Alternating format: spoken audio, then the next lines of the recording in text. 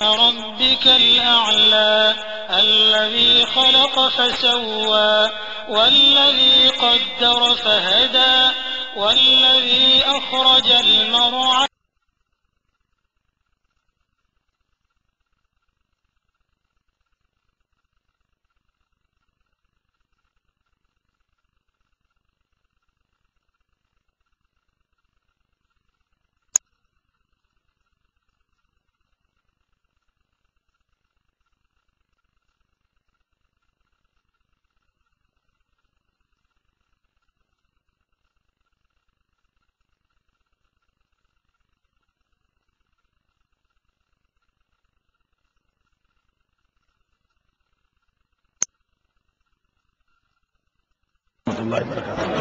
கண்ணியத்திற்குரிய எல்லாம் வல்ல அல்லாஹ் ஜல்ல ஷானஹு தஆலாவின் நல்லடியார்களே, இந்த நிகழ்ச்சியிலே ஏகத்துவமும் தூதுத்துவமும் என்ற தலைப்பு எனக்கு தரப்பட்டுள்ளது.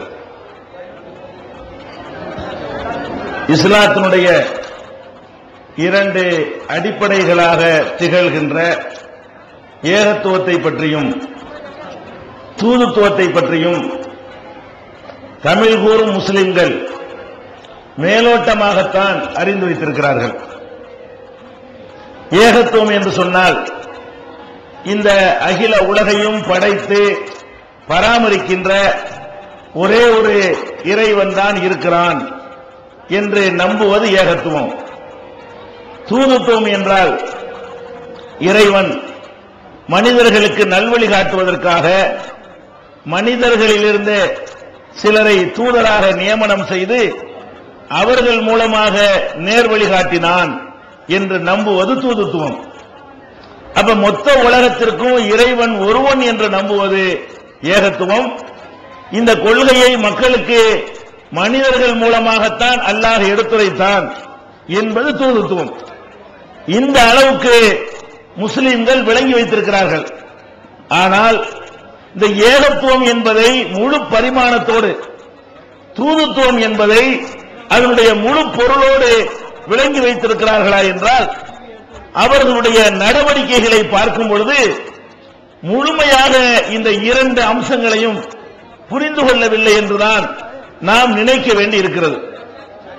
ஏனென்று சொன்னால் ஏகத்துவத்தை ஏற்றுக்கொண்டிருக்கக்கூடிய தமிழ் கூறுகிற முஸ்லிம்கள், அல்லாஹ்வை மாத்திரம் ஒரே இறைவன் என்று நம்புகிற முஸ்லிம்கள், நம்புகிறோம் என்று வாயளவிலே சொல்லுகிற முஸ்லிம்கள் தங்களுடைய நடவடிக்கைகள் மூலமாக அல்லாஹ்வை தவிர பல்வேறு குட்டி தெய்வங்களை அவுலியாக்கள் என்ற பெயரிலே உருவாக்கி வணங்கிக் கொண்டிருக்கிற காட்சியை நாம் பார்க்கிறோம்.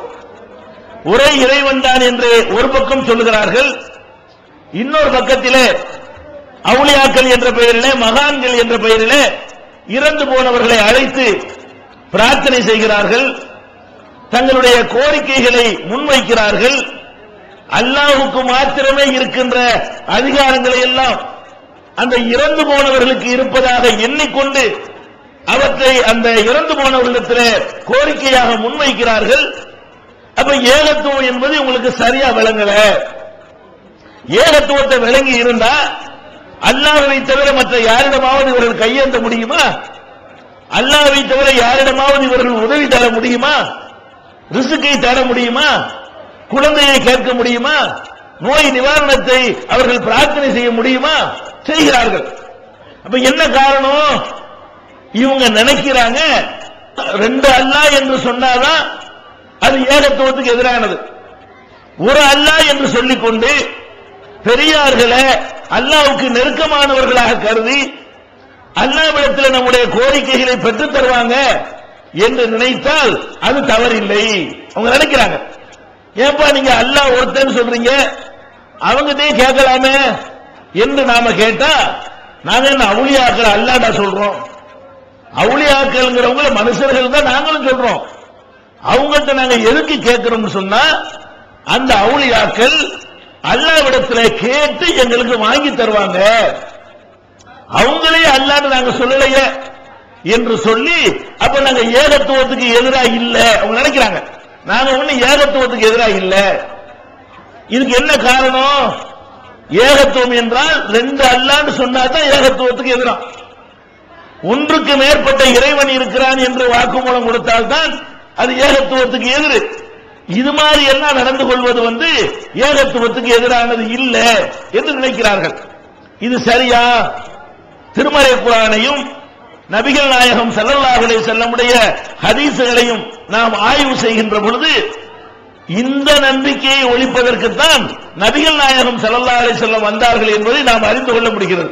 இந்த நம்பிக்கையை, எந்த நம்பிக்கையை இஸ்லாத்தின் பெயரால் இவர்கள் கை கொண்டிருக்கிறார்களோ அந்த நம்பிக்கை தான் நபிகள் நாயகம் ஸல்லல்லாஹு அலைஹி வஸல்லம் காலத்தில் வாழ்ந்த காபிர்களுடைய நம்பிக்கையாக இருந்தது.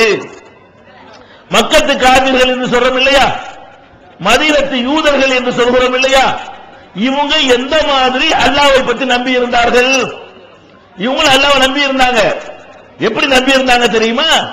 மக்காவில் இருந்த முஷ்ரிக்குகள், அல்லாஹ்வுக்கு இணை கற்பிக்கக்கூடியவர்கள், அல்லாஹ் ஒருவன் என்பதை சந்தேகத்திற்கு இடமில்லாத வகையில் விளக்கி வைத்திருந்தார்கள். இதை நானாக சுயமாக கற்பனையாக சொல்லவில்லை. குர்ஆன்ல அல்லாஹ் இதை சொல்றான். எப்படி சொல்றான்? நபிகள் நாயகம் ஸல்லல்லாஹு அலைஹி வஸல்லம் அவர்களை நோக்கி சொல்கிறான், வலையின் சால்தவும் மன் ஹலக ஸமாவாத்தி வல் அர்த், வானங்களையும் பூமியையும் படைத்தவன் யார் என்று நபியே முகமதே நீ அவங்கள்ட்ட கேட்டா, யார்கிட்ட கேட்டா? அபூ ஜஹல்ட்ட, அபூ லஹப்ட்ட, உத்பாட்ட, ஷைபாட்ட, அந்த கும்பல்கிட்ட போய் வானங்களை படைத்தது யார், பூமியை படைத்தது யார் என்று கேட்டால் லயகூலுன்னல்லாஹ், அல்லாஹ் தான் படைத்தான் என்று சொல்வார்கள். அப்ப அல்லாஹ் தான் படைச்சவன் என்பதை யார் ஒத்துக்கிட்டு இருக்கிறா? அபூ ஜஹல் ஒத்துக்கிட்டு இருக்கான். அவன் காபிர்ங்கிறோம். அல்லாஹ் தான் வானங்களை படைச்சது என்று யார் சொன்னதா? அன்றைக்கு இருந்த நிராகரிப்பாளர்கள், இணை கற்பிக்கக்கூடியவர்கள். வானத்தை படைச்சது யாருன்னு கேட்டா அல்லாஹ்னு சொல்றான். பூமியை படைச்சது யாருன்னு கேட்டா அல்லாஹ்னு சொல்றான்.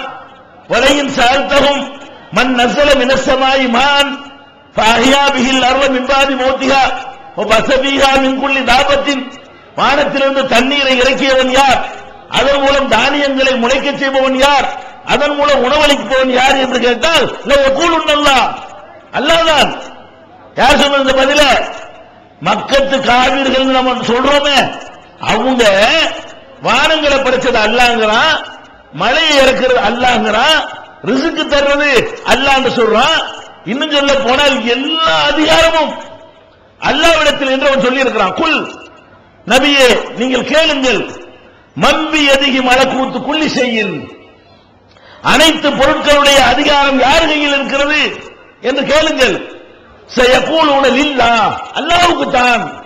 அப்ப எல்லா அதிகாரமும், குழந்தையை கொடுக்கிற அதிகாரம், நோய் நீக்கிற அதிகாரம், செல்வத்தை தருகிற அதிகாரம், வசதி வாய்ப்புகளை தருகிற அதிகாரம், எல்லாமே சந்தோஷத்தை தருகிற அதிகாரம், கவலையை போக்குகிற அதிகாரம், இப்படி எல்லா அதிகாரமும் யார் கையிலே என்று அவங்கள்ட்ட கேட்டா அவங்க சொல்லுவாங்களா அல்லாஹ்வுக்கு தான். இப்ப நம்ம என்ன விளங்குறோம்? மக்காவில் இருந்த காபிர்கள் அல்லாஹ் ஒருவன் என்று நம்பினார்கள், அவன் தான் படைப்பான் என்று நம்பினார்கள், அவனிடத்தில் தான் எல்லா அதிகாரமும் இருக்கிறது என்று நம்பினார்கள். இன்னும் சொல்ல போனால் வலையின் சால்தவும் மன் ஹலகஹும், அவங்கள யார் படைச்சதுன்னு கேட்டு பாருங்க. உன்னை யாரா படைச்சது என்று அவங்கள்ட்ட கேட்டால் அப்ப சொல்லுவானா ஹலகஹுன்னல் அஸீஸுல் அலீம், அனைத்தையும் மிகைத்திருக்கிற, அனைத்தையும் அறிந்திருக்கிற அல்லாஹ் தான் படைத்தான். அப்ப நம்ம விளங்குறோம், திருக்குர்ஆனை புரட்டி பார்த்து விளங்குகிறோம். மக்காவில் இருந்த காபிர்கள் அல்லாஹ்வை மறுக்கல, அல்லாஹ்ங்கிற ஒருத்தன் இருக்கிறான் என்பதை சொல்லித் தருவதற்கு நபிகள் நாயகம் வரல. அவங்களே அல்லாஹ் நல்லா விளங்கி இருந்தாங்க. நபிகள் நாயகம் ஸல்லல்லாஹு அலைஹி வஸல்லம் அவர்களை எதிர்த்தாங்களே, அவங்களே அல்லாஹ்வை தெளிவாக விளங்கி இருந்தார்கள். நம்ம விளங்கி வச்சுக்கிற மாதிரி இன்றைக்கு தர்கா வழிபாடு செய்யறவங்க அந்த மக்கள் எப்படி அல்லாஹ்வை விளங்கி வைத்திருக்கிறார்களோ அதே மாதிரி தான் மக்காவில் இருந்த காபிர்கள் விளங்கி வைத்திருந்தார்கள். அல்லாஹ்வுடைய வல்லமையை எடுத்து சொல்வதற்கு நபிகள் நாயகம் வரல, அவனே ஆல்ரெடி தெரிஞ்சு வச்சிருந்தான். நபிகள் நாயகம் வருவதற்கு முன்னாடியே அல்லாஹ்னா யாரு, அவனுடைய ஆற்றல் என்ன, எல்லாத்தையும் தெரிஞ்சு வச்சிருந்தான். இன்னும் சொல்ல போனால் உங்களுக்கு தெரிவதற்காக இந்த குர்ஆன் வசனங்கள் எல்லாம் கொஞ்சம் விவரம் தெரிஞ்சவர்களுக்கு தான் புரியும். சாதாரண மக்களுக்கு தெரிஞ்ச ஒரு உண்மையே நான் சொல்லி காட்டுறேன். நபிகள் நாயகம் ஸல்லல்லாஹு அலைஹி வஸல்லம் உடைய தகப்பனாருடைய பெயர் அப்துல்லா. இது எல்லாருக்கும் தெரியும். நபிகள் நாயகத்தினுடைய பெயர் முகமது என்று தெரியும். அவங்களுடைய தகப்பனார் அத்தா இருக்காங்களா வாப்பா, அவங்க பேர் என்ன? அப்துல்லா. அப்துல்லாக்கு என்ன அர்த்தம்? அல்லாஹ்வுடைய அடிமைன்னு அர்த்தம். இந்த அப்துல்லாங்கிற பேர் யாருக்கு பேரு? நபிகள் நாயகத்துக்கு பேரு இல்ல, நபிகள் நாயகத்துடைய தகப்பனாருக்கு அப்துல்லான்னு பேரு. இப்படி பேர் வச்சிருக்கிறாங்க என்று சொன்னா அல்லாஹ் விளங்கிதான் பேர் வச்சிருக்கிறாங்க. நபிகள் நாயகம் பிறக்கிறதுக்கு முன்னாடி வாப்பா பிறந்திருப்பார்ல. நபிகள் நாயகத்துடைய தகப்பனாருக்கு அல்லாஹ்வுடைய அடிமை என்ற அர்த்தத்தில் பேர் வைத்திருக்கிறார்கள் என்றால் அவங்க அல்லாஹ் தான் எஜமா, மற்றவங்க எல்லாம் அடிமைன்னு விளங்கியிருக்காங்கல்ல. அப்துல்லாவுடைய வாப்பா விளங்கியிருக்காருல்ல, அந்த காலத்து சமுதாயம் விளங்கி இருந்ததே. அப்ப அல்லாஹ் தான் எஜமான், நம்ம எல்லாம் அடிமைன்னு விளங்கி இருந்த ஒரு சமுதாயத்துக்கு நபிகள் நாயகத்தை ஏன் அனுப்பணும்? அவனை கரெக்டா இருக்கான உங்க நம்பிக்கைப்படி. நீங்க தர்கா வணங்கக்கூடியவர்கள் சொல்கிறீர்களே, நீங்கள் எதை தௌஹீத் என்று சொல்கிறீர்களோ, எதை ஏகத்துவம் என்று நம்புகிறீர்களோ, அந்த ஏகத்துவத்தில் அவன் சரியாக இருந்தானா இல்லையா? சரியாக இருந்தான். பிறகு எதுக்கு அவனை காபிருங்கணும்? பிறகு எதுக்கு அவனை முஸ்லிக்குங்கணும்? அவனை கரெக்டா இருக்கானே. படைச்சது அல்லாங்கிறான், ரிஸ்க் அல்லாங்கிறான், அதிகாரம் அல்லாங்கிறான். இவ்வளவும் சொன்னான்னு சொல்லி நான் வரலாற்றிலேயே கதையில இருந்து எடுத்து காட்டல, குர்ஆன்ல இருந்து காட்டுறேன். அப்ப மக்கத்து காபிர்கள் அல்லாஹ்வை நம்புனாண்டு அல்லாஹ்வே சர்டிபிகேட் தர்றான். பிறகு எதுக்கு அவன் காபிரா போனான்? எதுக்கு காபிரா போனான் தெரியுமா? அதையும் அல்லாஹ் சொல்கிறான். அதையும் அல்லாஹ்வே தன்னுடைய திருமறையிலே தெளிவாக விளக்கமாக நமக்கு எடுத்துரைக்கிறான். அவர்கள் ரெண்டு தப்பு செய்தார்கள். என்ன தப்பு? அல்லாஹ் தான் இவ்வளவு செய்யக்கூடியவன் என்று ஒத்துக்கொண்டு, அல்லாஹ் தான் சர்வசக்தன் என்று ஒப்புக்கொண்டு சில வணக்கங்களை, சில வழிபாடுகளை அல்லாஹ்வை தவிர மற்றவர்களுக்கும் செய்தார்கள். அல்லாஹ் தான் கடவுள்னு ஒத்துக்கிட்டாங்க, அல்லாஹ் தான் இறைவன் என்று நம்பினார்கள். நம்பிக்கொண்டே சில வழிபாடுகளை சில சிலைகளுக்கு, மகான்களுக்கு, பெரியார்களுக்கு செய்தார்கள். செய்யற உடனே ஏன்டா இப்படி செய்றீங்க அப்படின்னு கேள்வி கேட்டா அவன் பதில் சொல்றான். அவன் பதில் சொல்றான் என்று நான் ஊகமா சொல்லல, அவன் என்ன பதில் சொன்னான் என்பதை அல்லாஹ் குர்ஆன்ல சொல்லி காட்டுறான். என்ன பதில் சொல்றான்? மா நஅபுதுஹும் இல்லா லியுகர்ரிபூனா இலல்லாஹி ஸுல்ஃபா. நாங்க இவங்களை வணங்குறது நெசம்தான். யாரை வணங்குறோம்? இந்த பெரியார்களை, மகான்களை நாங்கள் வணங்குறோம். ஏன் வணங்குறோம் தெரியுமா? அல்லாஹ்விடத்தில் எங்களை நெருக்கமாக்கி வைப்பார்கள். இவங்களை அல்லாஹ்னு நினைச்சுக்கிட்டு நாங்க வணங்கல, இவங்களை கடவுள் என்று எண்ணிக்கொண்டு வணங்கல, இவங்களுக்கு இறைத்தன்மை இருக்கிறது என்று நாங்கள் வணங்கவில்லை. நாங்கள் எதுக்கு இவங்களை வணங்குறோம் தெரியுமா? இவங்களை வணங்கினால் இவங்க அல்லாஹ்விடத்தில் எங்களை நெருக்கமாக்கி வைப்பார்கள், அதுக்குத்தான் வணங்குறோம். அதே மாதிரி இன்னொரு இடத்துல அல்லாஹ் சொல்லி காட்டுகிறான், ஹாவுலாய் ஷுஃபாவுனா இந்தல்லாஹ். இவர்களை ஏன் நாங்க வணங்குறோம் தெரியுமா? இவங்க அல்லாஹ்விடத்தில் எங்களுக்கு ஷஃபாஅத் செய்வார்கள், பரிந்துரை செய்வார்கள், சிபாரிசு செய்வார்கள். இது யார் சொன்னதா? மக்காவில் இருக்கிற காபிர்கள் சொன்னதாக அல்லாஹ் சொல்கிறார். இப்ப என்ன நமக்கு விளங்குறது? மக்காவில் உள்ள காபிர்கள் அல்லாஹ்வை இறைவன் என்றார்கள். சில வணக்கங்களை, நேர்ச்சையை, துஆவை, காணிக்கையை சில மகான்களுக்கு செய்தார்கள். மகான்கள் என்று அவர்கள் யாரை நம்பினார்களோ அவர்களுக்கு செய்தார்கள்.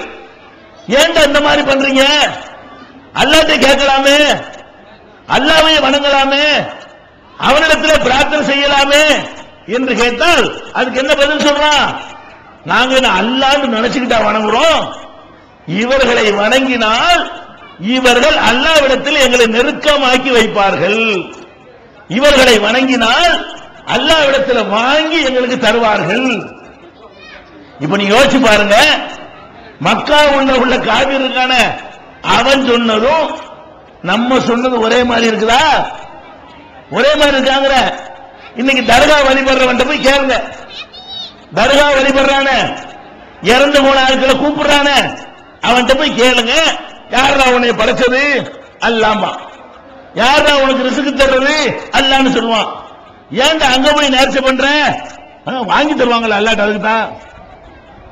அதான் அவங்க அல்லாஹ் நாங்க சொல்லல, இவங்க என்ன செய்வாங்களா? அல்லாஹ்ட்ட வாங்கி தருவாங்க.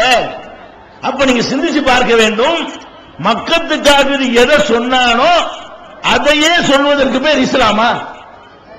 மக்கத்து காபிர் எதை சொன்னானோ, எதை நபிகள் நாயகம் எதிர்த்தார்களோ அதையே நீங்க செஞ்சால் இஸ்லாமா?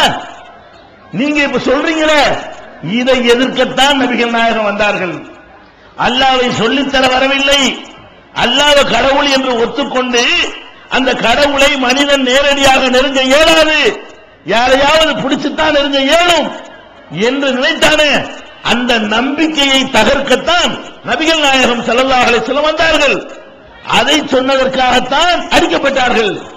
அல்லாஹ் இருக்கிறான் என்று சொன்னதற்கு அடிக்கப்படவில்லை, அல்லாஹ்வை வணங்க சொன்னதற்கு அடிக்கப்படவில்லை, அல்லாஹ்வை தவிர யாரையும் வணங்காதே என்று சொன்னதற்கு அடிக்கப்பட்டார்கள். அல்லாஹ் வணங்க சொன்ன அடிச்சிருப்பானா? அவன் அடிச்சிருக்க மாட்டான். எதுக்கு அடிச்சான்? நபிகள் நாயகத்தை எதுக்கு விரட்டினான்? எதுக்கு அவங்களுடைய சகாக்களை எல்லாம் கொலை செஞ்சான்? எதுக்கு நாடு கடந்து போகிற அளவுக்கு கொலை மிரட்டல் விடுத்தான்? எல்லாத்துக்கும் காரணம் நபிகள் நாயகம் ஸல்லல்லாஹு அலைஹி வஸல்லம் அவர்கள் அல்லாஹ்வை தவிர யாரையும் வணங்காதீர்கள், வணங்குறதா இருந்தா அவனை மட்டும்தான் வணங்க வேண்டும். பாயிண்ட் வழங்குதா? இப்ப நம்ம விளங்குறோம். ஏகத்துவம் என்றால் எது ஏகத்துவம்? அல்லாஹ்வை தவிர யாரையும் வணங்காமலும் இருக்க வேண்டும், அல்லாஹ் தான் கடவுள் என்று ஒப்புக்கொள்ள வேண்டும். அதோடு என்ன செய்யணும்?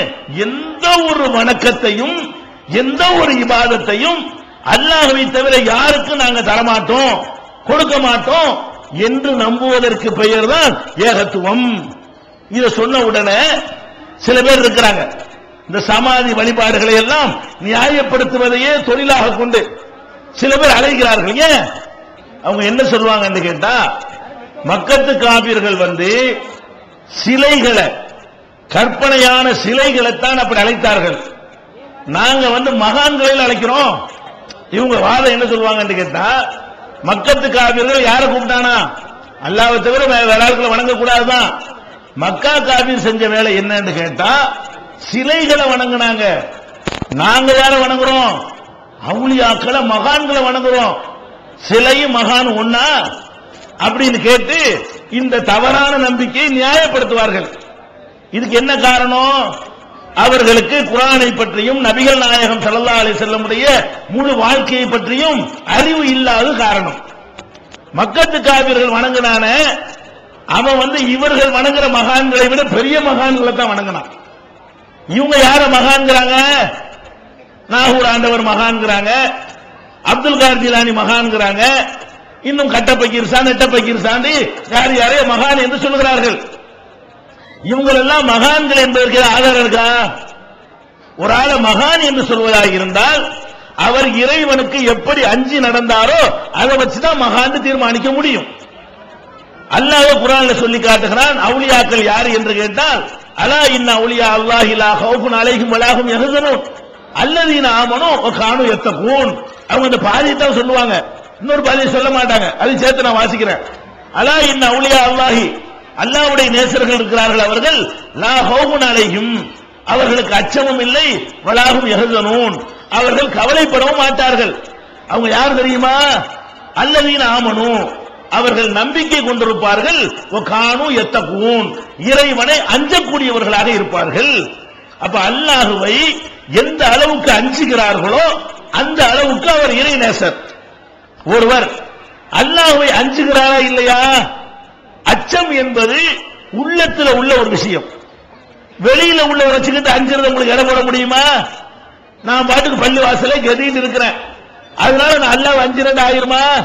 நடிக்கிறதுக்கு இருந்திருப்பேன், உங்களை ஏமாத்துறதுக்காக இருந்திருப்பேன்.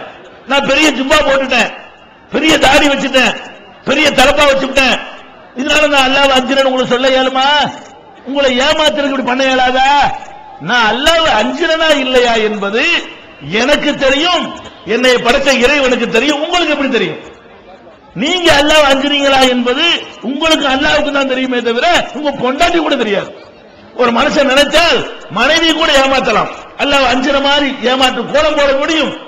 அப்ப நான் என்ன கேட்கிறேன், ஒரு மனிதரை அல்லாஹ்வுடைய நேசர் என்று மகான் என்று நீங்க தீர்மானிக்கிறீங்களே, அதுக்கு என்ன ரெக்கார்டு உங்கள்ட்ட இருக்கிறது? ஒரு ரெக்கார்டும் இல்ல. நபிகள் நாயகம் ஸல்லல்லாஹு அலைஹி வஸல்லம் சொல்றாங்க, மறுமை நாளையில 3 பேரை கொண்டாந்து அல்லாஹ் நிப்பாட்டுவானா. ஒரு ஆள் யாரு? அல்லாஹ்வுக்காகவே தன் உயிரை அர்ப்பணம் செய்த ஷஹீத், உயிர் தியாகி. அல்லாஹ்வுக்காக உயிரை கொடுக்கிறதுக்கு மேல ஒரு பெருசு இருக்குதா? ஒரு மனுஷன் இருக்கிறதுலே பெருசு எது? உசுரு. அதையே அல்லாஹ்வுக்காக ஒருத்தன் கொடுத்திருக்கிறான். இவனுக்கு பயங்கரமான தரஜா கிடைக்கும். அவனை கொண்டாந்து நிறுத்தப்படும். மக்கள்லாம் பார்க்குவாங்க, ஆஹா பெரிய மகானுக்கெல்லாம் மகான் வந்து விட்டார், அல்லாஹ்வுக்காக உயிரை தியாகம் செய்தவர் வந்து விட்டார்னு எல்லாரும் பார்த்துக்கிட்டு இருப்பாங்க. அல்லாஹ் கேட்பான், ஏண்டா உனக்கு நல்ல திடகாத்திரமான உடலை தந்திருந்தேனே, ஆரோக்கியத்தை தந்திருந்தேனே, எனக்காக என்ன செய்தாய்? அவன் சொல்லுவான், நான் உயிரையே உனக்காக தியாகம் செஞ்சேன். அல்லாஹ் என்ன சொல்லுவான் தெரியுமா? நீ உயிரை தியாகம் செஞ்சது நெசம், எனக்காக சொல்லி அது பொய். எனக்காக நீ செய்யல. எதுக்காக செய்தாய்?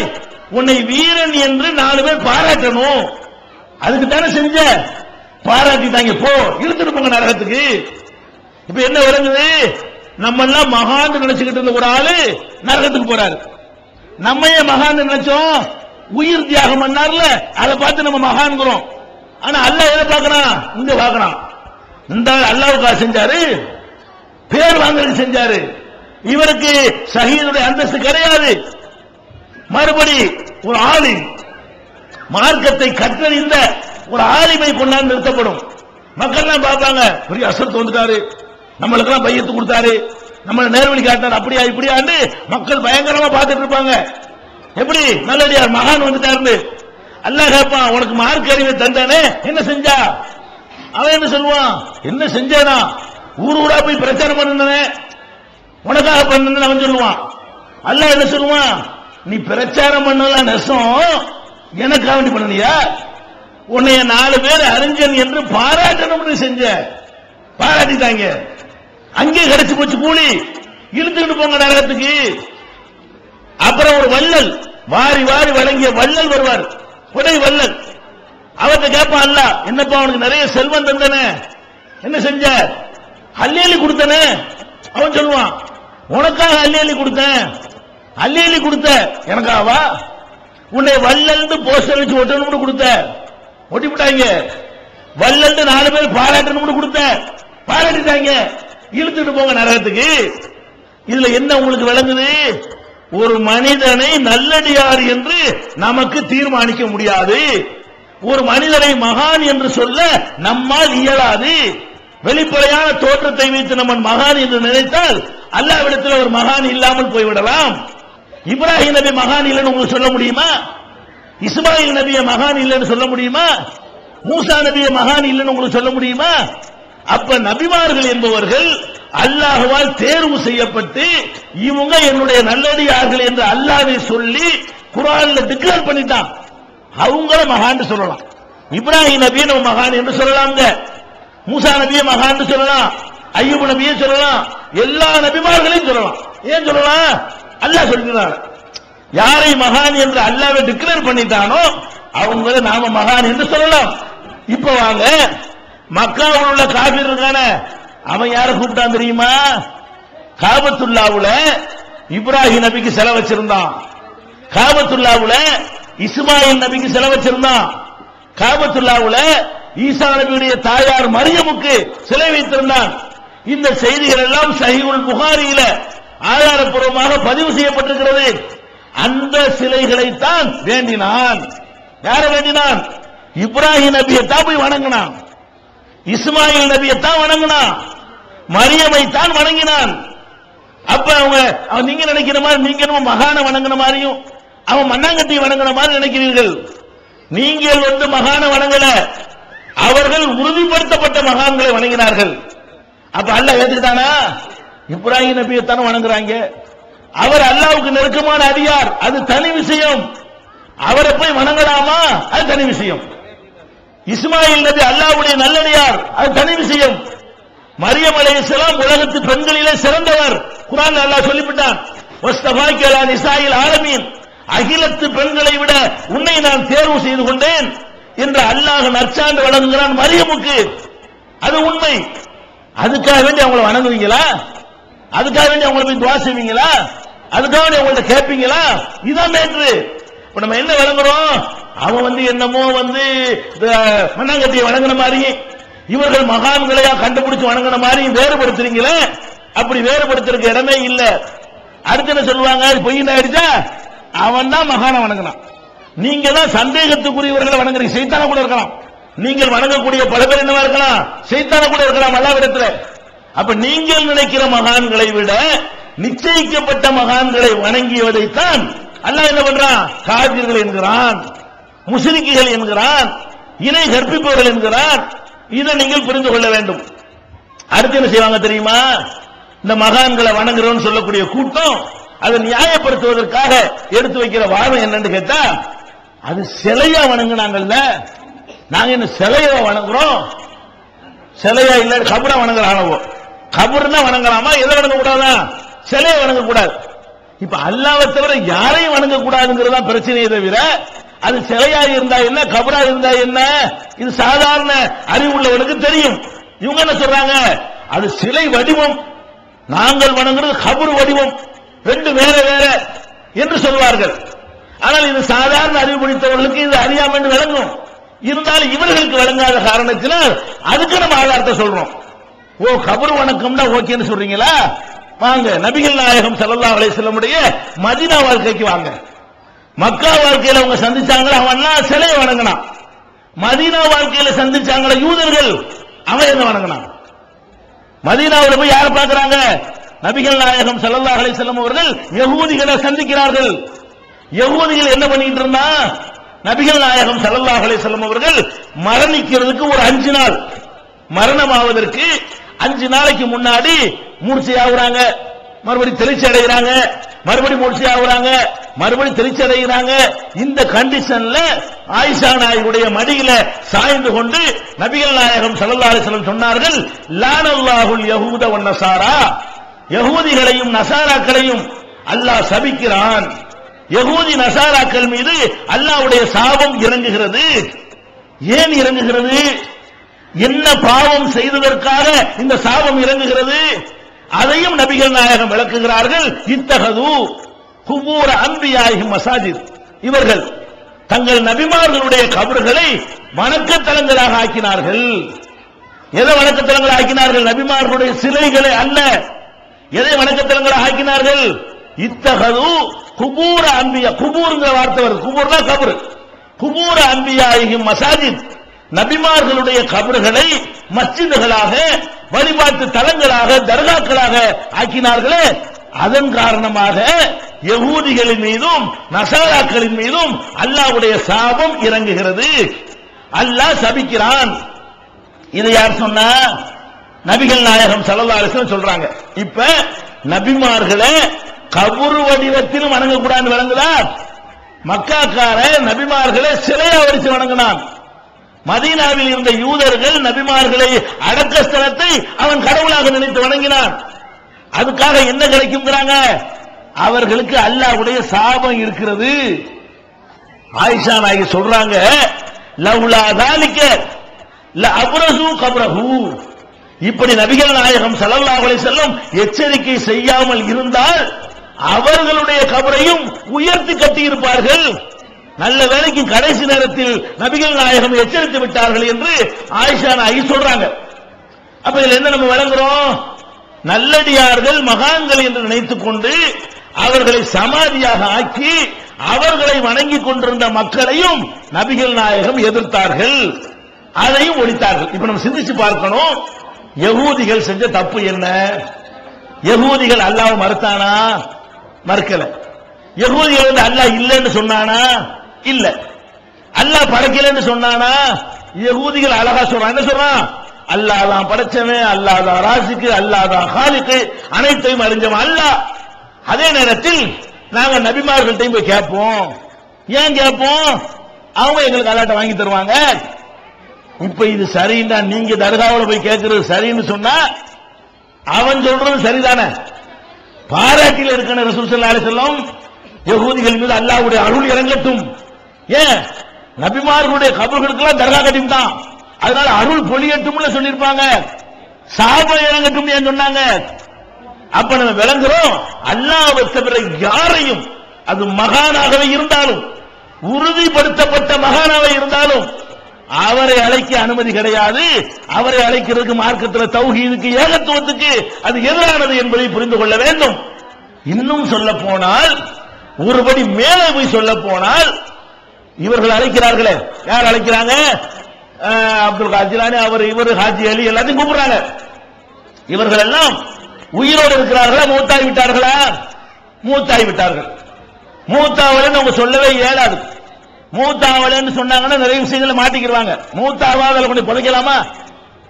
ஈபிகோட பயங்கர செக்ஷன் அது போட்டுருவான். இந்தியன் பினல் கோட்ல உசுரோட உள்ள ஒரு ஆளை கொண்டு புதைக்கலாமா, அடக்கம் பண்ணலாமா? நீ அடக்கம் பண்ணதுல என்ன ஒத்துக்கிட்ட, மூத்தா போயிட்டான்னு ஒத்துக்கிட்ட. அப்ப அவர் இறந்து விட்டார் என்பது கன்ஃபார்ம், இறந்துட்டார். இப்ப இறந்து போன ஆட்கள் தான் இவங்க கூப்பிடுறாங்க. ஆனால் நசாராக்கள் இருக்கிறார்களே, அவர்கள் யாரை கூப்பிடுகிறார்கள்? இவர்கள் கூப்பிடுவது யாரை? இறந்து போனவரை கூப்பிடுகிறார்கள். சாகுல் அமீது இறந்து விட்டார், அப்துல் காதர் ஜீலானி முஹிதீன் இறந்து விட்டார், ஏர்வாடி இப்ராஹிம் சாஹிப் இறந்து விட்டார், அஜ்மீர் ஹாஜா இறந்து விட்டார், ஹாஜி அலி இறந்து விட்டார், எல்லாரும் இறந்து விட்டார்கள். ஆனால் நசாராக்கள் யாரை அழைக்கிறார்கள்? ஈசா நபி அழைக்கிறார்கள். நம்முடைய நம்பிக்கை பிரகாரம் ஈசா நபி யார்? ஈசா நபி யாரு? மகான். எப்படிப்பட்ட மகான்? அல்லாஹ்வுடைய ஆற்றலால், குதிரத்தால் பிறந்தவர். ஒரு ஆண் தீண்டாமல் அல்லாஹ்வுடைய ஆற்றலால், அல்லாஹ்வுடைய குதிரத்தால் அவர் பிறக்கிறார். அவர் பிறப்பு ஒரு அதிசயம். பிறந்தவுடனே வாய் திறந்து பேசுகிறார், அது ஒரு அதிசயம். பிறந்தவுடனே குழந்தையாக இருக்கும் பொழுது அவரை நபியாக அல்லாஹ் ஆக்குகிறார். குழந்தையான உடனே கால இன்னி அப்துல்லா, குழந்தையா இருக்கும் போது ஈசா நபி பேசுறாங்க. எப்படி? நான் அல்லாஹ்வுடைய அடியான், ஆத்தானியல் கிதாப், அல்லாஹ் எனக்கு வேதத்தை தந்து விட்டான், ஜஅலனி நபியா, என்னை நபியாகவும் ஆக்கி விட்டான். எப்ப சொல்றாங்க? குழந்தையா இருக்கும் போது. குழந்தை நபி அவரு, குழந்தையிலேயே பேசியவர், அதிசயமாக பிறந்தவர். இன்னும் சொல்ல போனால் அவர் நிகழ்த்திய அற்புதங்கள் சிலவற்றை திருக்குர்ஆன் பட்டியல் போடுகிறது. என்னவெல்லாம் செஞ்சாரு? உஹியில் மௌதா பி இத்னில்லாஹ், அல்லாஹ்வுடைய அனுமதி பெற்று இறந்தவர்களை நான் உயிர்ப்பிக்கிறேன் அப்படின்னு சொன்னாரு. சொன்னார் என்று குர்ஆன் சொல்லுகிறது. அதே மாதிரி பறவை வடிவ களிமண்ணிலே பறவையை பறவை போல தயார் செய்து அதை ஊதுவார். அது தக்கூனு தைரம் பி இத்னில்லாஹ், அல்லாஹ்வுடைய அனுமதியோடு அது பறவையாகவே பறந்து செல்லும். அப்ப அதிசயமாக பிறந்து ஏராளமான அதிசயங்கள் நிகழ்த்தியவர் யார்? ஈசா நபி. அவரை அல்லாஹ் ஒரு கட்டத்திலே தன்னளவில் உயர்த்தி கொண்டான். அவர்களை கொல்வதற்காக யகூதிகள் முயற்சிக்கிறார்கள். அதிலிருந்து காப்பாற்றுவதற்காக அல்லாஹ் தன்னளவில் உயர்த்தி கொண்டான். உலக முடிவு நாளின் போது அவர் திரும்ப இந்த பூவுலகிற்கு வந்து மூத்தாவார், இங்கே அடக்கம் செய்யப்படுவார் என்பதற்கு திருக்குர்ஆனிலேயும் நபிகள் நாயகம் ஸல்லல்லாஹு அலைஹி வஸல்லமுடைய ஹதீஸ்களிலேயும் ஏராளமான சான்றுகள் இருக்கின்றன. இப்ப நான் கேட்கிறேன், நசாராக்கள் ஈசா நபியை கூப்பிடுறாங்களே, அதை எப்படி நீங்க தப்புன்னு சொல்றீங்க? நீங்க அட்ரஸ் இல்லாத சாகுல் நபியை கூப்பிட்டா அதுக்கு பேர் இஸ்லாமு. அவன் உயிரோடு இருக்கிற ஈசா நபிய, ஒரிஜினல் மகான கூப்பிட்டா அதுக்கு பேர் கூப்பிடா? இது நேர்வழி, அது வழிகேடா? அதை நீ சொல்றது நேர்வழின்னா அது லட்சம் மடங்கு நேர்வழின்னு சொல்லாத. நீ கூப்பிடுற சாகுல் நபியை விட அவன் கூப்பிடுற ஈசா நபி இஸ்லாமிய நம்பிக்கை பிரகாரம் கோடி மடங்கு சிறந்தவர். நீ கூப்பிடுகிற மொய்தீன் ஆண்டவரை விட நசாரா கூப்பிடுகிற ஈசா நபி அவர்கள் கோடானு கோடி மடங்கு உயர்ந்தவர், அல்லாஹ்வுடைய அருளை பெற்றவர், அல்லாஹ்வுடைய அன்பை பெற்றவர். அவரை அழைக்கிறது ஷிர்க்குன்னு சொல்லுவாங்க. யாரு அவன்? வலிக்கு நரகத்துக்கு போயிருவான். ஈசா நபி அழைச்சா நரகத்துக்கு போயிருவானா? மண்ணாங்கட்டி அழைச்சாங்கன்னா எங்க போயிருவாங்களா? சொர்க்கத்துக்கு போயிருவாங்களா? சிந்திக்க மாட்டீர்களா? அதை நீங்கள் எப்படி தவறு என்று சொல்ல உங்களுக்கு முடியும்? எங்களுக்கு முடியும். இந்த ஏகத்துவ கொள்கையில் நம்பிக்கை வைத்திருக்கிற எங்களுக்கு முடியும். அல்லாஹ்வை தவிர யாரையும் கூப்பிடக்கூடாது என்றால் ஈசாவை கூப்பிட்டாலும் தப்பு, மூசாவை கூப்பிட்டாலும் தப்பு, முகமது ஸல்லல்லாஹு அலைஹி வஸல்லம் கூப்பிட்டாலும் தப்பு என்று நமக்கு சொல்ல முடியும். கபர் வணங்கிகளுக்கு சொல்ல முடியுமா? கபர் வணங்கிகள் போய் அவன் இந்த கேள்வி கேட்க முடியுமா? அவன் இந்த கேள்வியை திருப்பி உங்களிடத்தில் கேட்டால் உங்களுக்கு பதில் சொல்ல முடியுமா? ஒரு நசாரா வந்து ஒரு தர்கா வழிபடுறவன் வந்து கேட்கிறான், நீ யார கூப்பிடுற? சாகுல் நபியை கூப்பிடுற, நான் யார கூப்பிடுறேன்? ஈசா நபியை கூப்பிடுற, ரெண்டுல யார் சிறந்தவர்? என்ன பதில் சொல்லுவ? சாகுல் நபி சிறந்தவங்க சொல்ல முடியுமா? மார்க் அடிப்படையில் உன்னால சொல்ல இயலுமா? சொல்ல இயலாது. அவர் மோத்தா போயிட்டாரு, இவர் உயிரோடு இருக்கிறார், ஒத்துக்கிறியான்னு கேட்பா. ஆமா. அப்ப உசுரோட உள்ள ஆளை கூப்பிடுறது நல்லதா, செத்து போன ஆளை கூப்பிடுறது நல்லதா? பதில் சொல்ல இயலுமா உனக்கு? அப்ப நம்ம இதுல விளங்குறோம், அல்லாஹ் வந்து ஈசா நபியை அழைத்தார்களே அவர்களை காபிர் என்று டிக்ளேர் பண்றான். இப்ராஹிம் நபி அழைத்தார்களே அவர்களை காபிர் என்று டிக்ளேர் பண்ணுகிறான். உசைன் நபி அழைத்தார்களே அவங்களை காபிர் என்று டிக்ளேர் பண்ணுகிறான். அல்லாஹ்வை தவிர யாரை அழைத்து பிரார்த்தனை செய்தாலும் அவர்கள் எல்லாம் இஸ்லாத்திற்கு வெளியேறியவர்கள் என்று தெள்ளத் தெளிவாக அல்லாஹ் பிரகடனம் செய்கிறானே. ஏகத்துவம் என்னன்னு விளங்குதா? ஏகத்துவம் என்ன? அல்லாஹ்வை தவிர யாரையும் வணங்கக்கூடாது. அதான் ஏகத்துவம். நீங்க அல்லாஹ்னு சொல்லாட்டாலும் பரவாயில்லை. இணை கற்பித்தல்னா என்ன நினைச்சுக்கிட்டாங்கன்னா 100% அல்லாஹ்வை போலவே ஒருவரை நிப்பாட்டுவதுதான் இணை கற்பித்தல் என்று இவங்க தப்பா வழங்கி இருக்கிறாங்க.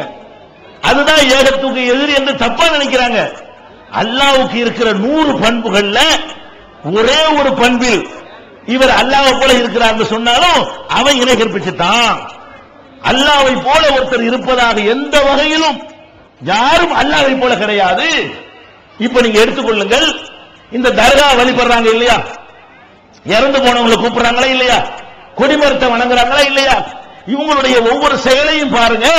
திருக்குர்ஆன் தமிழாக்கம் பி ஜைனுல் ஆப்தீன். தேவைப்படும் வசனங்களுக்கான தெளிவான விளக்கங்கள், அரபு கலை சொற்களுக்கான விளக்கங்கள், எந்த தலைப்பை பற்றிய வசனத்தையும் மிக எளிதாக தேடியெடுக்கும் வகையிலான விரிவான பொருள் அட்டவணை. நபிகள் நாயகம் ஸல்லல்லாஹு அலைஹி வஸல்லம் காலம் முதல் இன்று வரை குர்ஆன் பாதுகாக்கப்பட்ட வரலாறு, குர்ஆன் இறைவனின் வார்த்தைகள் என்பதற்கான அடுக்கடுக்கான சான்றுகள், இத்துடன் அழகிய வடிவமைப்பு, உயர்தரமான பைண்டிங், விலை ரூபாய் 200 மட்டுமே.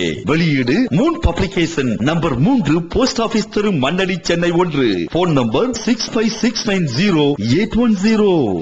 அல்லாஹ்வுக்கு இருக்கிற 100 பண்புகள்ல ஒரே ஒரு பண்பில் இவர் அல்லாஹ்வை போல இருக்கிறார் சொன்னாலும் அவன் இணை கற்பிச்சுட்டான்.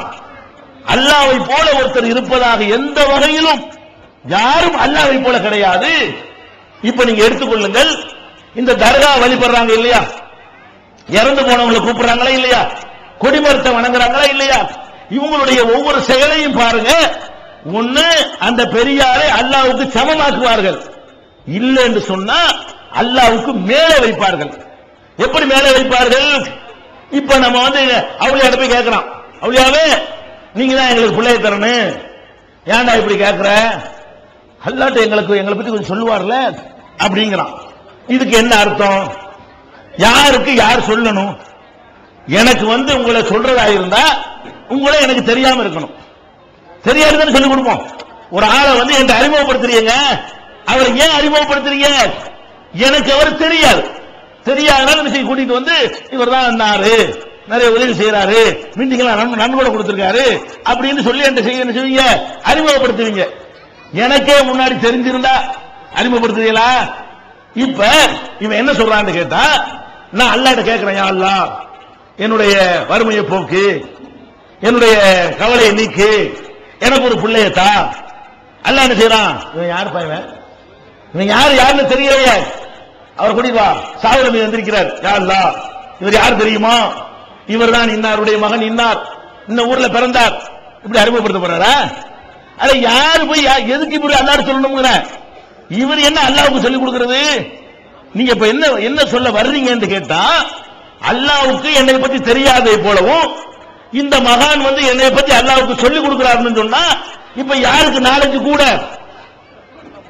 அல்லாஹ்வோட இவங்க சிர்க் வைக்கலங்க, அல்லாஹ்வுக்கு மேல வைக்கிறாங்க. ஈக்குவலா கூட ஆக்கல, இவங்க இறந்து போன ஆட்களை அல்லாஹ்வுக்கு சமமாக்கல. அல்லாஹ்வுக்கு நம்மளை பத்தி உண்மை தெரியாதான், இவருக்கு நம்மளை பத்தி ரொம்ப தெரியுமா? யாருக்கு? செத்து போய் அடக்கம் பண்ணி இருக்கிறோமே அவருக்கு நம்மளை பத்தி ரொம்ப தெரியுமா? அல்லாஹ்வுக்கு நம்மளை பத்தி உண்மை தெரியாதா? இவர் வந்துகிட்டு நம்மள்ட்ட என்ன செய்வார்? அல்லாஹ்ட்ட அல்லாஹ் இவர் தான் இப்படிப்பட்டவர் என்று அறிமுகப்படுத்துவாரா? ஓ அதுக்கு பிறகுதான் அல்லாஹ், ஓ அப்படியா, அப்படின்னா அவனுக்கு கொடு. இப்படின்னா இது என்ன, இதான் இஸ்லாமா? இதுதான் நீங்கள் அல்லாஹ்வை மதிக்கிற லட்சணமா?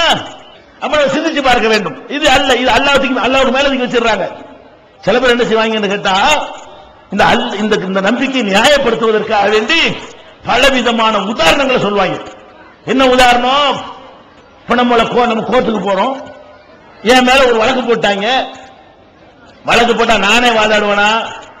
என் மேல கேஸ் போட்டாங்கன்னா என்ன செய்வேன்? நான் ஒரு வக்கீலை கூப்பிடுவேன். அந்த வக்கீல் வந்து எனக்காக என்ன செய்வாரு? வாதாடி ஜெயிக்க வைப்பாரு. நாங்க அவுலியாக்களை வக்கீலாத்தான வச்சிருக்கிறோம். எப்படி பாயிண்ட்? நாங்க அவுலியாக்களை அல்லாஹ்வோட ஆக்கல, அவுலியாக்களை நாங்க என்னவா ஆக்குறோம்? வக்கீல். எங்களுக்கு ஒண்ணும் தெரியாது, அதனால தெரிஞ்ச ஆளை பிடிச்சு நாங்க பேச வைக்கிறோம். இது தப்பா அப்படின்னு கேட்கிறாங்க. மேலோட்டமா பார்த்தா தப்பு இல்ல மாதிரி உங்களுக்கு தெரியும். கொஞ்சம் கவனமா பாத்தீங்கன்னா இது சாதாரண தப்பு இல்ல, அல்லாஹ் ஒண்ணுமில்லாதவன் ஆக்கக்கூடிய பயங்கரமான தப்பு என்று நீங்களே புரிந்து கொள்ளலாம். ஏன்? ஒரு நீதிபதி இருக்கிறார், அங்கதான வக்கீலுக்கு தேவைப்படும். ஒரு நீதிபதி இருக்கிறார், நான் ஒரு கொலை குற்றவாளியாக குற்றம் சுமத்தப்பட்டு நிறுத்தப்பட்டிருக்கிறேன். நான் கொலை செஞ்சனால அவருக்கு தெரியுமா? நீதிபதிக்கு தெரியாது. நான் கொலை செய்யலன்னு தெரியாது.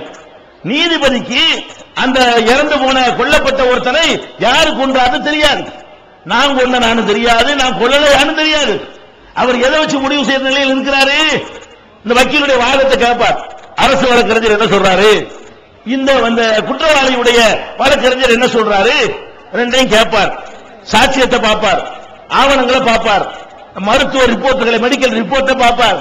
இதெல்லாம் வந்து பார்த்து விட்டு இவன் கொலை செஞ்சான், இவன் கொலை செய்யல என்று முடிவுக்கு வருவார். அதனால நீதிபதியை பொறுத்த வரைக்கும் ஒரு சம்பவம் அவர் முன்னாடி ஒரு வழக்கு போனால் அந்த வழக்கில் யார் பக்கம் உண்மை என்று நீதிபதிக்கு தெரியாது. எதை வைத்து தான் தெரிந்து கொள்வாரு? வழக்கறிஞர்களுடைய வாதத்தை வைத்து தான் தெரிந்து கொள்வார். அதுக்காக வேண்டி வழக்கறிஞர் நிச்சயமாக தேவை. இப்ப அல்லாஹ்ட்ட போய் நான் நிக்கிறேன், என்னை கொண்டே நிப்பாட்டிட்டாங்க. நான் வந்து ஒரு கொலை செஞ்சிருக்கிறேன், உலகத்தில் வாழும்போது கொலை செஞ்சிருக்கிறேன். அல்லாஹ் கேட்கிறேன், கொலை செஞ்சாண்டு. உடனே இவர் எந்திரிச்சு, யாரு? சாகுல மீது எந்திரிச்சு, அல்ல மொய்தீன் ஆண்டவர் எந்திரிச்சு, யுவர் ஆனர் இவர் கொலை செய்யவில்லை அப்படி சொல்லிடுவாரா? அடே, நான் கொலை செஞ்சேன்னால அவனுக்கு தெரியும். அவன் அங்க எதுக்கு வக்கீலுங்கிற? அல்லாஹ்வுக்கு எதுக்கு வக்கீலு? நான் செஞ்சாலும் அவனுக்கு தெரியும், நான் செய்யலைன்னாலும் அவனுக்கு தெரியும், என் மனசில் நினைக்கிறது கூட அவனுக்கு தெரியும். அல்லாஹ்ட்ட போய் வாதாடுறதுக்கு வக்கீல் தேவையா?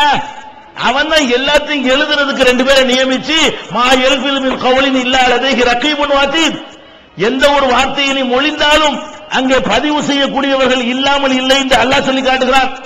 அவர் ஒரு பக்கம் பதிவு பண்ணுகிறாரு. இன்னொரு பதிவு என்ன? ஒவ்வொரு மனுஷனுடைய கழுத்துல என்ன செய்யறான்? அல்லாஹ் ஒரு சிப்பு வச்சு அதுல அவ்வளவு புரோகிராம் ரெக்கார்ட் பண்ணிட்டே இருக்கான். நம்ம செய்யறது நமக்குள்ள ரெக்கார்ட் ஆகுகிறது. கம்ப்யூட்டர் ஹார்ட் டிஸ்க்ல ரெக்கார்ட் ஆகுற மாதிரி அங்க ஒரு மெமரி எல்லாம் வச்சிருக்கான்.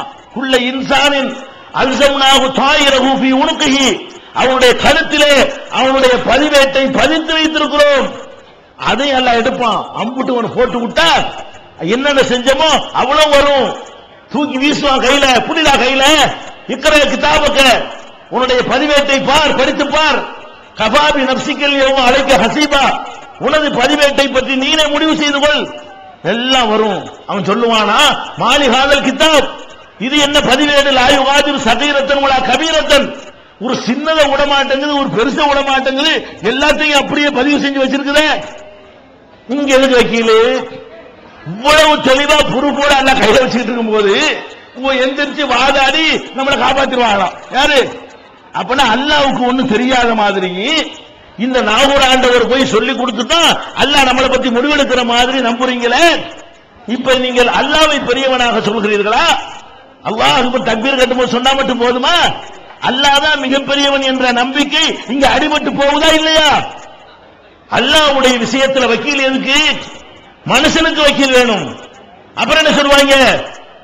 ஒரு பெரிய தலைவர் இருக்கிறார், அந்த தலைவரை பார்க்க போகும் பொழுது நாமே போக முடியுமா? ஒரு முதலமைச்சர் உங்களால பார்க்க முடியுமா? என்ன செய்யணும்? அந்த கட்சியை சேர்ந்தவரை பிடிக்கணும், பட்டத்தை பிடிக்கணும், மாவட்டத்தை பிடிக்கணும், அதுக்கு மேல பிடிக்கணும், காரிய கமிட்டி பிடிக்கணும். அதுக்கப்புறம் தான் முதல்வரை போய் என்ன செய்ய முடியும்? உங்களால பார்க்க முடியும். ஒரு சாதாரண முதல்வரையே உனக்கு பார்க்க முடியவில்லை, படைச்சவனை நேரடியாக நீ பார்த்து விடுவாயா? தலையாட்டுறான், கரெக்ட் தானுங்கிறான். இது எப்படி கரெக்ட்? இது எப்படி கரெக்ட்ங்கிற? முதலமைச்சரை எனக்கு பார்க்க முடியலன்னா என்ன காரணம்? எனக்கு அவரை தெரியுது, அவருக்கு என்ன தெரியல, அதன காரணம். முதலமைச்சரை பார்க்கிறதுக்கு ஒரு ஆளு ஏன் தேவைப்படுறாரு? நான் முதலமைச்சரை டிவியில பார்த்திருப்பேன், பேப்பர்ல பார்த்திருப்பேன், எனக்கு அவர் தெரியுது. என்ன அவர் பார்த்திருப்பாரா? என்ன அவருக்கு தெரியாது. அப்ப யாராவது போய் என்னை பற்றி சொல்லிக் கொடுக்க வேண்டி இருக்கிறது, அது அவசியம். முதலமைச்சரை பார்க்கிறதுக்கு வேணும். காரணம் என்ன? முதலமைச்சர் ஒரு மனிதன், அவனுக்கு ஒரு அளவுக்கு தான் தெரியும், என்னை பற்றி தெரியாது. ஏற்கனவே என்னை பற்றி அவருக்கு தெரிந்து இருந்தால் நான் இவரை கூட்டிட்டு போறேன். எனக்கு இங்க உள்ள முதலமைச்சர் ஃப்ரெண்டா இருந்தார்னு சொன்னா, நாங்க ரெண்டு பேரும் ஒன்னா கிளாஸ்ல படிச்சிருந்தோம்னு சொன்னா, நான் எதுக்கு யாரையும் கூட்டிட்டு போறேன்? நான் பாட்டு சரசன்னு போயிருவேன், ஒரு போன் பண்ணிட்டு போயிருவேன். அப்ப நம்ம எதுக்காக வேண்டி ஒரு பெரியார்களை பார்க்க போவதற்கு ஒரு ஆளை வைக்கிறோம்? நமக்கு அவரை தெரிகிறது, அவருக்கு நம்மை தெரியாது. இது அல்லாஹ்விடத்தில் இருக்கிறதா? அல்லாஹ்வுடைய விஷயத்துல நான் போய் அல்லாஹ்ட்ட கேட்கிறேன், அல்லாஹ் எனக்கு ரிஸ்க் கொடு, இவன் யாரா புது ஆளா இருக்கிறான், இவனை நான் பார்த்ததே இல்லைன்னு அல்லாஹ் சொல்லுவானா? பிற எண்ணத்துக்கு இவர் போய் என்னை பற்றி ரெக்கமெண்ட் எதுக்கு? அப்ப இதெல்லாம் தப்பு. இந்த மாதிரி உதாரணங்களை, இந்த மாதிரி ஒரு உதாரணங்களை சொல்லிக்கொண்டு நம்மளை மதிமயக்குவார்களே தவிர, குர்ஆன் ஹதீஸை எடுத்து நீங்கள் பார்த்தீர்களே ஆனால் இந்த மாதிரி நம்பிக்கைக்கு எந்த விதமான அனுமதியும் கிடையாது. செத்து போன ஆட்களையோ உசுரோட உள்ள ஆட்களையோ வணங்குவதற்கு மார்க்கத்தில் அனுமதி இல்லை. அப்படி செய்தவர்களைத்தான் நபிகள் நாயகம் எதிர்த்தார்கள். அல்லாஹ்வை இல்லைன்னு சொன்னான அவன் ரொம்ப ரொம்ப ரொம்ப ரொம்ப மைக்ரோ பாயிண்ட்ல கொஞ்சம் பேர் இருந்தான். அல்லாஹ்வை இந்த நாத்தியம் இருந்தான், இல்ல நான் சொல்லல, ரொம்ப ரொம்ப ரொம்ப கம்மியாக இருந்தான். அதிகப்படியாக நபிகள் நாயகம் யாரை எதிர்த்தார்கள் என்றால், அல்லாஹ்வை ஒரு பக்கம் ஒப்புக்கொண்டு பெரியார்களை வணங்கினார்களே அதைத்தான் எதிர்த்தார்கள்.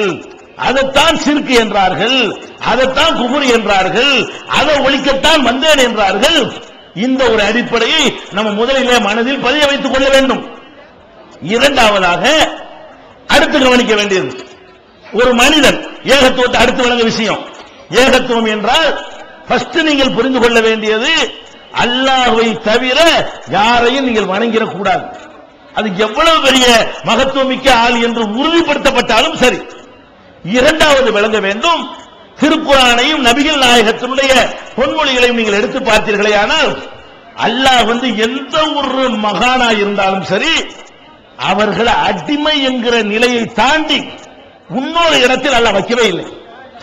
குர்ஆனை நீங்கள் புரட்டி பார்த்தாலும் சரி, இவர் நமக்கு வேண்டியவர் ஆயிடுச்சு, இவருக்காக நம்ம செஞ்சு கொடுக்கணுமே, இவர் சொல்ல நம்ம இப்படி மீறுவது என்கிற மாதிரி நிலையில யாரையாவது அல்லாஹ் வைத்திருக்கிறானான்னு கேட்டா அல்லாஹ் வைக்கவே இல்லை. அல்லாஹ் எப்படி இருக்கான்னு பார்த்தோம்னு சொன்னா, நமக்கு பிரம்மாண்டமா தெரிவார் இப்ராஹிம் நபி, நமக்கு பிரம்மாண்டமா தெரிவார் இஸ்மாயில் நபி, நமக்கு பிரம்மாண்டமா தெரிவாங்க நபி ஸல்லல்லாஹு அலைஹி வஸல்லம். அல்லாஹ் எப்படி பார்க்கறான் தெரியுமா? நான் சொல்ற நீங்க என்ன நீ இது அல்லாஹ். அல்லாஹ்வை பொறுத்த வரைக்கும் இந்த அதிகாரங்கள் எதையுமே நபிமார்களா இருந்தா கூட கொடுக்க மறுக்கிறான், கொடுக்க முடியாதுங்கிறான். நபிமார்கள் சில நேரங்களில் சிலிப்பாய் போய் சில விஷயங்கள்ல தங்களுக்கும் அதிகாரம் இருப்பது போல நடந்த நேரத்தில் எல்லாம் அவன் கட்டுமையான முறையில் எச்சரிக்கை செய்திருப்பதை நம்ம பார்க்கிறோம். எப்படி எச்சரிக்கை செய்யறான்? யூனுஸ் நபி அவர் ஒரு சிறந்த நபி, 1,00,000க்கு மேற்பட்ட மக்களுக்கு அனுப்பப்பட்டவர். அந்த காலத்தில் 1,00,000 என்பது பெரிய தொகை, மக்கள் தொகை 5-6 லட்சம் தான் உலகத்தில் இருந்திருக்கும். அல்லாஹ் குர்ஆன்ல ஒரு பெருசா பெருமையா சொல்லி காட்டுறான், அர்சல்நாஹு இலா மியத்தி அல்பின் அவ் யஸீதுன், 1,00,000 அதுக்கு மேற்பட்ட மக்களுக்கு அவரை நாம் நபியாக அனுப்பினோம். அப்ப 1,00,000க்கு மேற்பட்ட மக்கள் வாழ்ந்த பகுதிக்கு யூனுஸ் நபி அவர்கள் நபியாக அனுப்பப்படுகிறார்கள். போய் அல்லாஹ்வை பற்றி சொல்லுகிறார்கள், அவங்க ஏற்றுக்கொள்ளல, சொல்லி சொல்லி பார்க்கிறார்கள், ஏற்றுக்கொள்ளல. பொறுமை எல்லாம் மீறுகிறது, இனிமே இவங்க திருந்த மாட்டாங்க என்கிற நிலைமைக்கு ஆளாகிறார்கள். அல்லாஹ்ட்ட முறையிடுறாங்க, யா அல்லாஹ் முடிஞ்சு போச்சு, என்னால எவ்வளவுக்கு முடியும் அவ்வளவு சொல்லிவிட்டேன், என்னென்ன விதத்தில் எடுத்து சொல்ல முடியும் அவ்வளவு சொல்லிட்டேன், அத்தாட்சியெல்லாம் காட்டிவிட்டேன். ஏத்துக்கிற மாட்டேங்கிறாங்க, பெரும்பாலானவர்கள் எதுக்குறாங்க, இவங்களுக்கு ஏதாவது பண்ணு. அல்லாஹ் என்ன பண்றான்? அப்படியா? அப்ப ஊரை விட்டு வெளியே போ. யாரை வெளியே போக சொல்றான்?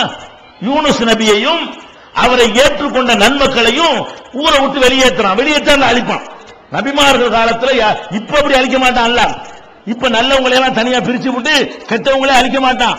நபிமார்கள் இருக்கும்போது மட்டும்தான் இப்படி எல்லாம் பிரிப்பான். இப்போ ஒரு சுனாமி பூகம்பம் வந்தா நல்லவங்க கெட்டவங்க எல்லாம் சேர்ந்துதான் போகணும். நபிமார்கள் இருக்கிற காலத்துல மட்டும் அல்லாஹ் என்ன செய்வான்னு கேட்டா, நபிமார்களோடு நல்லவங்களை அப்படி தனியா தூக்கி கொண்டு வச்சுவிட்டு மற்றவங்க எல்லாம் ஒரே அமுக்க அடிச்சு விடுவான். இப்படித்தான் நூஹ் நபியை கப்பல்ல ஏற்றி காப்பாத்தினா, ஒவ்வொரு லூத் நபி சமுதாயத்தை லூத் நபியை வெளியேற்றினா லூத் நபி சமுதாயத்தை அழிச்சான். நல்லவங்களை அப்படியே காப்பாற்றுவான். நபிமார்கள் இருக்கும் பொழுது கெட்டவங்களை மட்டும் பிரிச்சு எடுத்து அழிப்பான். அது அல்லாஹ்வுடைய ஒரு சுன்னத் வழிமுறை. அந்த அடிப்படையில் யூனுஸ் நபி அவர்கள் அவங்க கூட்டத்தாரோடு வெளியேறிடுறாங்க. அல்லாஹ் சொன்னபடி அவர் என்ன நினைச்சிட்டு போறாரு, முடிஞ்சாங்க இனிமே இவங்க கதை முடிஞ்சிச்சு அப்படின்னு சொல்லிட்டு போயிட்டாரு. போனா அந்த ஊர்ல அப்படியே அழிவுடைய அறிகுறிகள் எல்லாம் வர ஆரம்பிக்குது. அப்பதான் ஊர்ல உள்ளவனுக்கு ஒரு பயம் வருது. ஆஹா, யூனுஸ் சொன்னது நம்ம கேட்காம போயிட்டோமே, அவர் சொன்ன மாதிரி அழிவுடைய அறிகுறி எல்லாம் தெரியுது அப்படின்னு சொல்லி எல்லாரும் சேர்ந்து ஒன்னா கூடி, யாரெல்லாம் எங்களை மன்னிச்சது, நான் உன்னை ஏத்துக்கிட்டோம், யூனுஸுடைய போதனை நாங்க ஏத்துக்கிட்டோம்னு சொல்லி அவங்க 50 பேர் தெரிஞ்சுட்டாங்க. யூனுஸ் நபி ஊரை விட்டு வெளியேறாரு, அல்லாஹ் அழிக்குவான்னு சொல்லி நம்பி கூட வெளியே போயிடுறாரு. அல்லாஹ்ட்ட இந்த மக்கள் என்ன செய்யறாங்க, அறிகுறிகளை பார்த்துவிட்டு உடனே தெரிஞ்சு கொள்கிறார்கள். திருந்தவங்க என்ன செஞ்சான், அல்லாஹ் அவங்க அழிக்கணுங்கிற முடிவை அல்லாஹ்வே மாத்திடுறான். மாத்தின உடனே அவங்க வர்றா, யூனுஸ் நபி என்ன நினைச்சிட்டு வர்றாங்க, எல்லாம் போயிருப்பாங்க, எல்லாம் பணமா கிடப்பாங்க, ஊரே கம்ப்ளீட் சப்ஜாடா காலியா போச்சு, இனிமே போய் நம்ம என்ன செய்வோம், நல்லவங்க மட்டும் அந்த ஊர்ல இருப்போம். இந்த உள்ள வந்தா ஜேன்னு கிடக்குது ஊரு. ஏன் அல்லாஹ் காப்பாத்தினால அவங்கள. அவர் என்ன நினைச்சிட்டு வர்றாரு, எல்லாம் அழிச்சிருப்பாங்க நினைச்சிட்டு வர்றாரு. அங்க என்ன நிலைமை, எல்லாம் சந்தோஷமா விழா கொண்டாடிட்டு இருக்கிறாங்க. அவர் வந்த உடனே அவருக்கு கோபம் வருது. இதெல்லாம் கற்பனையா சொல்லல, குர்ஆன்ல இருக்குது. அவருக்கு கோபம் வருது. என்ன கோபம் வருது, அல்லாஹ் எப்படி நம்மள்ட்ட ஒண்ணு சொல்லிவிட்டு அது எப்படி மீறுறது, அல்லாஹ் அப்படி கோபம் இருக்கு. அல்லாஹ் மேல ஒரு கோபம் வருதுங்க.